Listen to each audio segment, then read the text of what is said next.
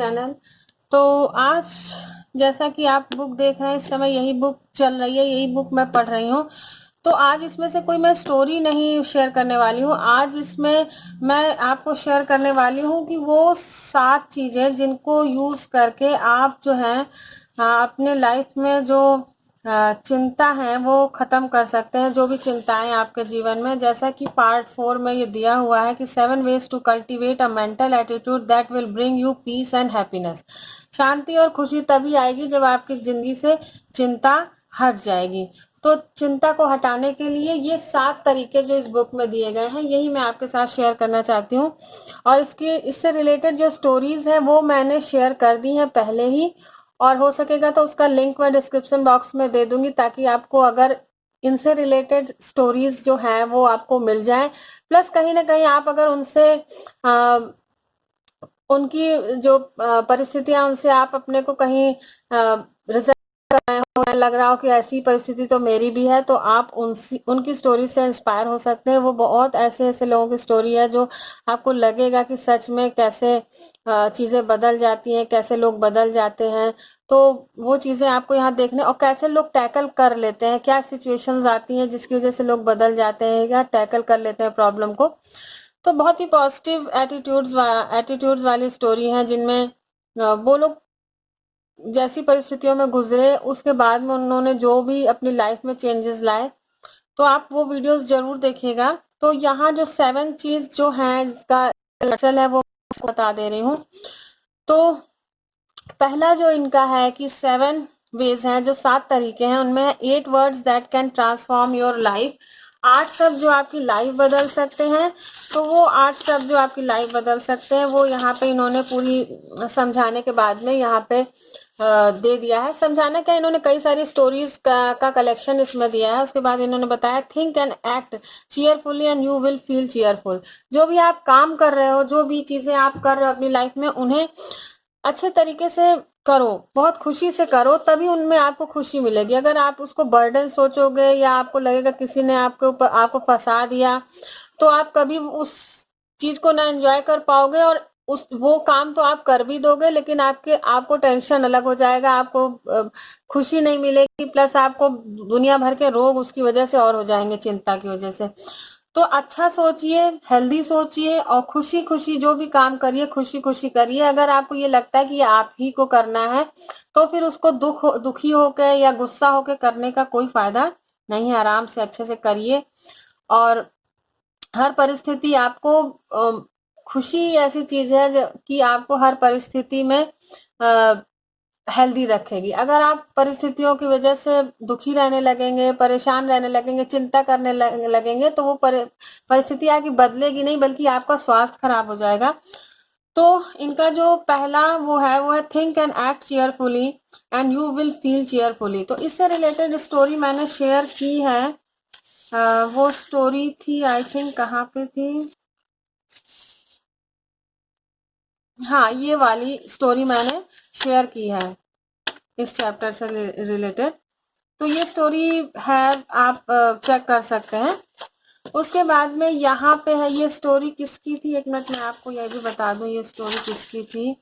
ये स्टोरी थी, हाँ, एक बीमार व्यक्ति की स्टोरी थी ये। तो बीमार व्यक्ति की स्टोरी है, हाँ बीमार है अगर कोई तो उसको चिंता रहती है, तो उनकी स्टोरी थी कैसे उन्होंने अपनी लाइफ को एकदम चेंज कर लिया। नेक्स्ट है इसका जो है वो है the high cost of getting even.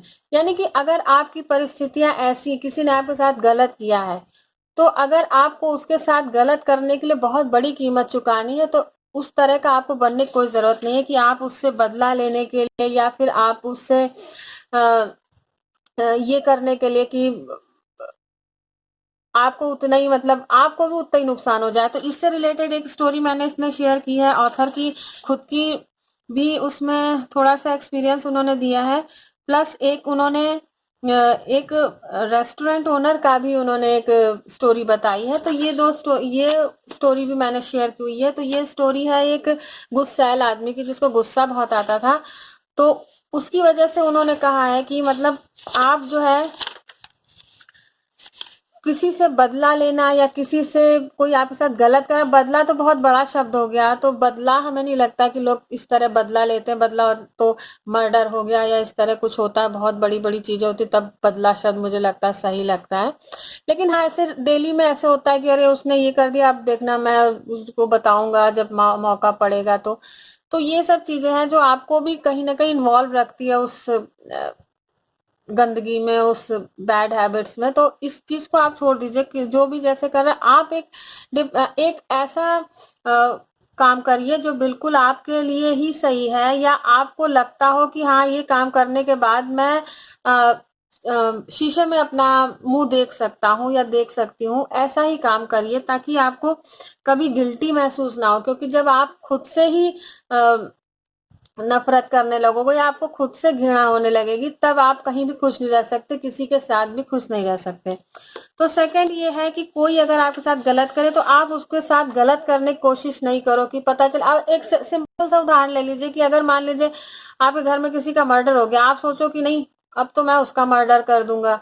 तो अगर आप उसका मर्डर कर दोगे तो जो प्रॉब्लम से आप गुजर रहे हो वही प्रॉब्लम से वो भी गुजरेगा। उससे क्या होगा कि आप जैसे आप परेशान हो वो भी परेशान होगा, वो जितना परेशान होगा आप भी परेशान होगा। ऐसा नहीं है कि आपकी उसकी स्थिति जैसे मान लो वो जेल गया तो आपके यहाँ भी कोई ना कोई जेल जाएगा। तो ये सब चीजें अच्छी नहीं है। न्याय व्यवस्था है जो हमारी न्यायपालिका है, उस पर विश्वास रखिए, वो आपको जरूर न्याय देगा।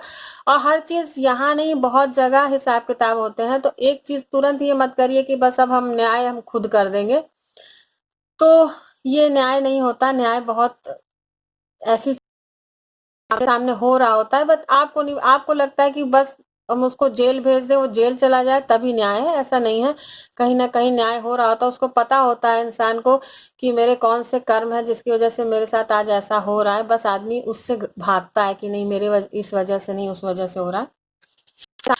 तो ये है कि अगर आपके साथ कोई गलत करे तो आप उसके साथ गलत करने के लिए उतने ही नीचे मत जाइए। नेक्स्ट है जो थर्ड इनका है, if you do this you will never worry about ingratitude. तो इससे रिलेटेड भी स्टोरी मैंने शेयर की है।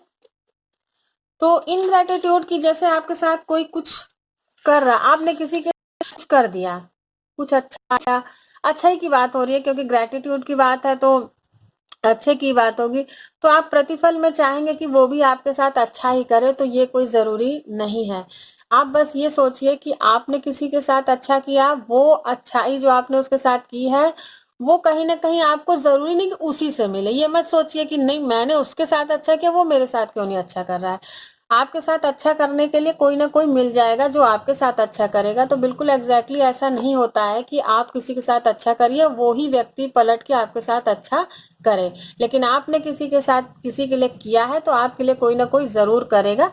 बस ये फर्क हो सकता है, आप अगर ये उम्मीद छोड़ देंगे कि मैंने इसके साथ किया इसने मेरे साथ क्यों नहीं किया, वहां आप दुखी रहने लगेंगे, वहां आप परेशान होने लगेंगे, वहां आप चिंता करने लगेंगे।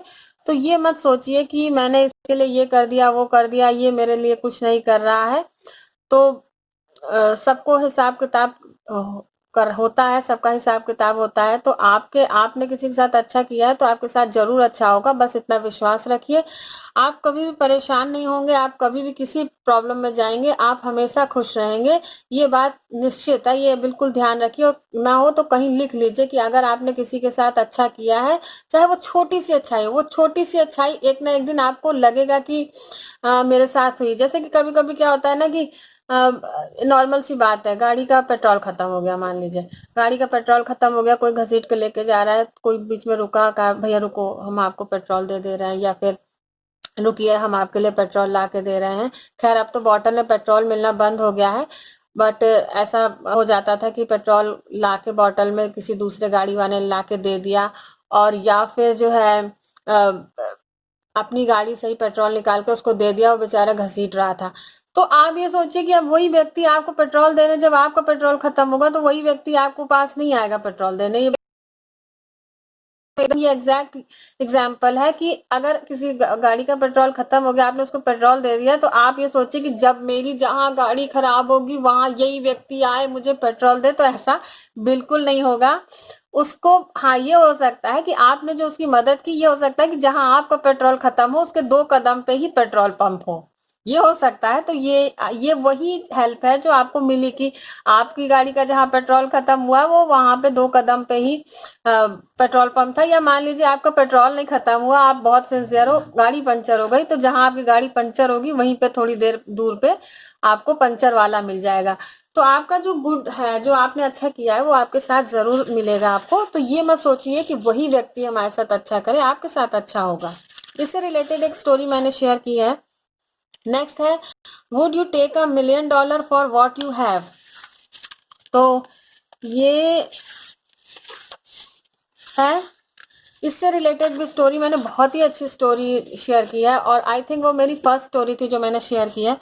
तो ये है, count your blessings not your troubles. अपनी जो ब्लेसिंग्स है, यानी भगवान ने जो जो चीजें आपको दी हैं, आप उनको गिनिए। अगर आप ये चीज गिनोगे कि क्या नहीं दिया है, तो बहुत कुछ नहीं दिया है, बहुत कुछ नहीं दिया है। बड़े बड़े लोगों के पास बहुत कुछ नहीं है, और बहुत छोटे छोटे लोगों के पास बहुत कुछ है। क्योंकि जितने चीजें भौतिक और शारीरिक मानसिक चीजें होती है, वो हर व्यक्ति के पास नहीं होती। किसी के पास पैसा है तो स्वास्थ्य नहीं, किसी के पास स्वास्थ्य है तो मानसिक शांति नहीं है, किसी के पास मानसिक शांति है तो पैसा नहीं है। मतलब सब इंटर रिलेटेड चीजें हैं, लेकिन किसी के पास कुछ है, किसी के पास कुछ नहीं है। तो अगर आप ये सोचेंगे कि मेरे पास ये नहीं है, वो नहीं है, तो आप कभी भी वो खुश नहीं रह पाओगे, क्योंकि आपको हमेशा वो कमी दिखती रहेंगी। ये उसी तरह है कि जैसे एक ग्लास ऑफ वाटर रख दो, हाफ हाफ फिल्ड, और फिर पूछो कि ये कितना पानी है, तो कोई कहेगा ये आधा खाली है, कोई कहेगा आधा भरा हुआ है। तो बस सेम वही चीज है। उसी चीजों को अलग अलग तरीके से लोग, अलग अलग राइटर्स समझाने की कोशिश करते हैं। बस ये है कि जिस दिन आप ये सुन रहे हो, जिस दिन आप देख रहे हो, उस दिन उसको अपने लाइफ में फॉलो करिए, उसके लाइफ में उसको अपने पुट करिए कि हाँ, आप उसको अपने जीवन में लागू करेंगे। नहीं तो दिन भर मैसेजेस आपके आते रहते हैं, दिन भर बढ़िया बढ़िया आपको मैसेजेस मिलेंगे, और पेजेस आपके लाइक रहेंगे, और उसमें आएंगे कि ये है वो है, पॉजिटिव रहना। बट जिस दिन आपने पॉजिटिविटी अपने लाइफ में ले आए, तभी पॉजिटिव है, नहीं तो मैसेजेस तो दिन भर आते जाते हैं। तो count your blessings not your troubles. तो इसकी स्टोरी मैंने शेयर की हुई है, आप देख सकते हैं। तो नेक्स्ट है, find yourself and be yourself, remember there is no one else on earth like you. तो इसमें यह है कि आप जैसे भी हो, जो भी हो, आप वही रहो,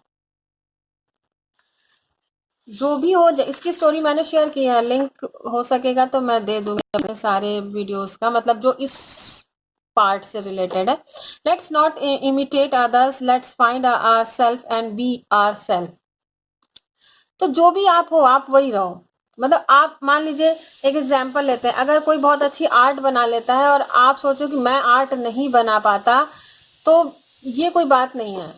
आप कुछ खाना अच्छा बना लेते होगे, आप मशीन्स अच्छी बना लेते होगे, आप कपड़ा अच्छा सिल लेते होगे, आप स्वेटर अच्छा, बहुत चीजें ऐसी कला हैं जो आप कर लेते हो। तो जरूरी नहीं, हर कला अलग अलग तरह की होती है। लोग गाना बहुत अच्छा गा लेते हैं, कोई संगीत बहुत अच्छा बना लेता है, लेकिन गाना नहीं गा पाता।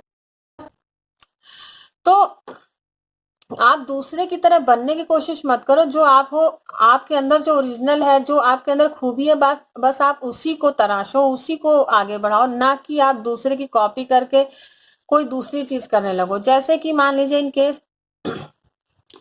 जैसे चैनल्स पे क्या होता है कि वो चैनल हिट जा रहा है तो मैं वही चीज बनाने लगूं, लेकिन ऐसा नहीं चलेगा, क्योंकि आपकी अगर वो काबिलियत ही नहीं है तो वो चलेगी नहीं। वो चीज, जो चीज आपकी काबिलियत होगी वही चीज चलेगी, और एक दिन दो दिन नहीं चलेगी, लास्टली वो चलेगी ही चलेगी उसको, क्योंकि वो आपकी काबिलियत है, और काबिलियत लोगों को पहचानने में टाइम लगता है, और या फिर उसके पारखी मिलने भी चाहिए।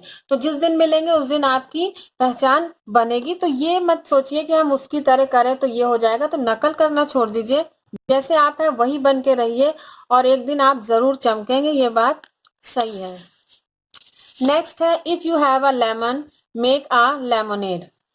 तो अगर आपके पास ये, जैसा कि वर्डिंग्स की वजह से उससे बता रही हूँ कि आपके पास नींबू है तो नींबू का शरबत बना लो। मतलब कहने का ये है कि अगर आपके पास कोई चीज ऐसी है जो चीज किसी के यूज की नहीं है, तो आपका ब्रेन वही है कि आप उस यूजलेस चीज को ही यूजफुल बनाओ। अगर आप कहोगे नहीं, अरे नींबू ये तो खट्टा है, उसके पास तो आम है, उसके पास तो सेब है, मेरे पास तो नींबू, अरे नहीं भाई नींबू भी काम का है, नींबू से शरबत बन सकता है, बहुत बढ़िया। तो ये कहने का इनका ये मतलब है कि आपके पास जो चीजें हैं आप उन्हीं में एंजॉय करो, उन्हीं में आप अपनी खुशियां ढूंढो, उन्हीं को बेस्ट करो। जैसे होता है कि लोगों के पास बहुत कुछ बहुत सुंदर मकान नहीं है, इन केस एक, ये सब तो भौतिक सुख है इनके लिए, खैर ये उदाहरण नहीं, बट एक बहुत ऐसा उदाहरण है कि जिनके पास मकान नहीं है वो बहुत दुखी रहते हैं, लेकिन पता है जिनके जो मकान ले लेते हैं वो भी दुखी रहते हैं। ये आपको, अगर आपके पास है तो आपको अच्छे से पता होगा, और अगर नहीं है तो आपको पता चल जाएगा, क्योंकि आप मकान जरूर एक दिन अपना ले लोगे। आपको लगता है कि मेरा इतना 1,000 रुपए किराया जाता है, बताओ, उतना अपना मकान होता, लेकिन आपको पता चलेगा कि जितने 1,000 रुपए आप किराया देते हैं उससे कहीं ज्यादा एक मकान की मेंटेनेंस होती है, उससे कहीं ज्यादा रुपए आप मकान बनाने में लगा देते हैं, और उसकी वजह से आपके सारे बजट फेल हो जाते हैं। तो ऐसी चीजें करने के चक्कर में क्या होता है, इंसान अपना ही गड़बड़ कर लेता है। तो ये ध्यान रखिए कि जो चीजें हैं आप उन्हीं में खुश रहिए, तभी आपको और चीजें, जैसे कि मान लीजिए कोई जिम्मेदारी है आप अच्छे से नहीं निभा रहे हो, तो उससे बड़ी जिम्मेदारी आपको कभी नहीं मिलने वाली, क्योंकि जो आपको दे रहा है काम, आपको बनाने वाला जो आपको काम दे रहा है, जब आप वही तमीज से नहीं कर पा रहे हो तो उसके आगे काम कहाँ से तमीज से करोगे। तो आपको ये हमेशा ध्यान रखना चाहिए कि आप किस तरह के क्या हो, क्या आपके अंदर, क्या आपके पास हैं, और उनको हम किस तरीके से एंजॉय कर सकते हैं, उनको पॉजिटिव यूज कैसे कर सकते हैं। उनकी बुराई, उनकी कमियां और उनका ये करेंगे तो फिर वो जो है वो भी यूजलेस है, और जो नहीं है वो तो नहीं है। तो जो नहीं है उसकी तो आपको रोना रोना ही है, और जो है आप उसको भी सड़ा दोगे। जैसे कि आपको आम का अचार पसंद है, घर में नींबू का अचार है, और आप कहोगे मेरे पास आम का अचार नहीं है, पता चला आम का तो है नहीं, उसका तो आपका दुख है, वो नींबू टच नहीं किया गया तो नींबू का गया सड़। तो ऐसा भी नहीं होना चाहिए। तो ये आपको समझ में आ गई होगी मेरी बात, कि जो चीज है उन्हीं को एंजॉय करिए, और जो नहीं है उसके चक्कर में जो है उनको मत सड़ा दीजिए। नेक्स्ट है मेरे पास जो इनका है, how to cure melancholy in 14 days. तो ये इनका जो पोर्शन है इसमें इन्होंने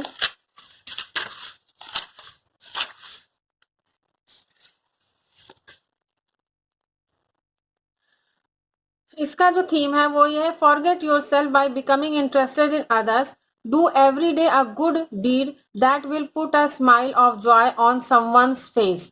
तो इससे रिलेटेड स्टोरी भी मैंने शेयर की है। कौन सी स्टोरी है वो, आई थिंक, हाँ कौन सी स्टोरी है, मैं लिंक दे दूंगी डिस्क्रिप्शन में, अभी यहाँ मुझे नहीं दिख रही है। तो इसमें यह है कि कुछ भी पर डे कुछ भी ऐसा छोटा सा ही काम करो जिससे दूसरे के चेहरे पे खुशी आए। ऐसा भाई अपनी खुशी के लिए तो सभी करते हैं, कुछ छोटा सा एक काम कर दो। जैसे अक्सर लोग याद बच्चों को टॉफी दे देना, मतलब वहां दूसरों के बच्चों को मत दो, नहीं पता चला कि दूसरा ही कुछ हो जाए।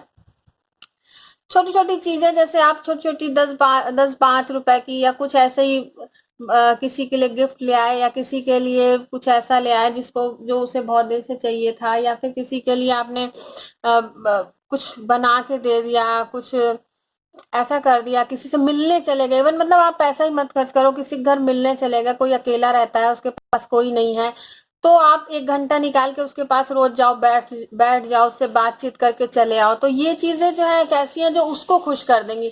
कुछ दिन बाद उसको एक हैबिट हो जाएगी कि अरे तुम भैया आए नहीं, उसे लगेगा कि आप ही उसके अपने हो, उसे कभी ये नहीं लगेगा कि वो अकेला है, उसे लगेगा फलाने वो तो है, वो आएंगे, वो आए नहीं, से क्या बात है, वो 4 लोगों से आपके बारे में पूछेगा।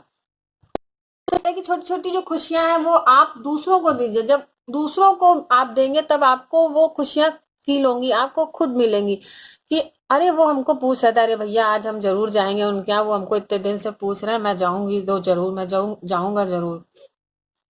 तो ये 7 वेज थे जिस लाइफ में चिंता खत्म कर सकते हैं। पहला है कि ये यहाँ पे इन्होंने पूरा दे दिया है, इसको मैं एक बार रीड कर दे रही हूँ। 7 ways to cultivate a mental attitude that will bring you peace and happiness. Rule 1, let's fill our mind with thoughts of peace, courage, health and hope, for our life is what our thoughts make it. जैसा आप सोचेंगे वैसे ही आपका जीवन बनेगा. Rule 2, let's never try to get even with our enemies, because if we do, we will hurt ourselves far more than we them. Let's do as General Eisenhower does. Let's never waste a minute thinking about people we don't like.